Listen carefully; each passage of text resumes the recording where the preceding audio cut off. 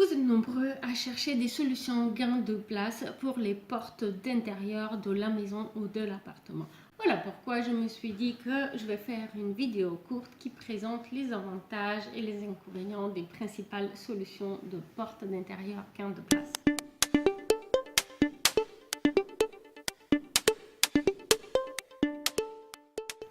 Bonjour, comment allez-vous? Alors, gagner de la place avec les portes d'intérieur, c'est un objectif qu'on se donne assez souvent dans le cas d'un aménagement d'intérieur.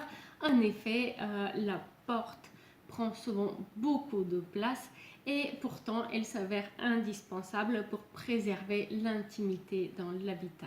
Alors on utilise trois principales solutions portes d'intérieur dans l'habitat. Il y a la porte battante, la porte coulissante et la porte à galandage.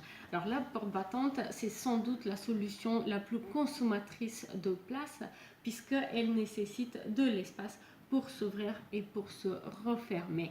Donc une manière de préserver une porte battante mais de gagner un petit peu d'espace à l'intérieur de la pièce, c'est la porte à deux battants puisque le rayon d'ouverture des ouvrants de la porte va être inférieur. Donc une première astuce pour gagner de la place avec la porte battante, c'est de la remplacer avec une porte à deux battants.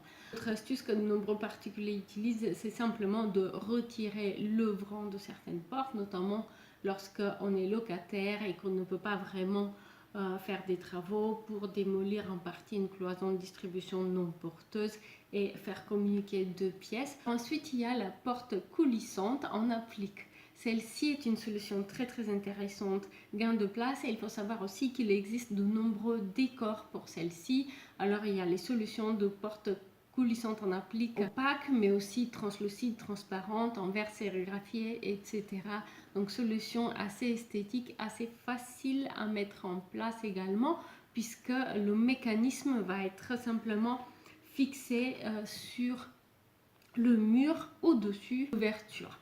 En revanche, un inconvénient important pour ces portes, c'est leur faible isolation phonique. En effet, elles ne sont jamais très étanches en position fermée et on entend assez bien ce qui se passe d'une pièce à l'autre. Un autre petit inconvénient, c'est que la porte coulissante en applique, elle va toujours nécessiter un espace pour coulisser, donc vous ne pouvez pas mettre un meuble par exemple à l'endroit où celle-ci va coulisser. Et comment remédier à ce problème? Eh bien, il existe la porte à galandage. C'est une solution un petit peu plus sophistiquée, donc qui va nécessiter des travaux un peu plus importants pour la mettre en place. Il s'agit d'une porte coulissante qui coulisse à l'intérieur de la cloison de distribution. Donc pour cela, on va souvent épaissir la cloison pour laisser la place à la porte à galandage de coulisser. Donc c'est une solution gain de place très intéressante, très pratique, puisque notamment la porte qui coulisse à l'intérieur de la cloison va permettre d'utiliser le mur des deux côtés pour adosser par exemple un meuble ou accrocher des cadres ou n'importe quel autre usage.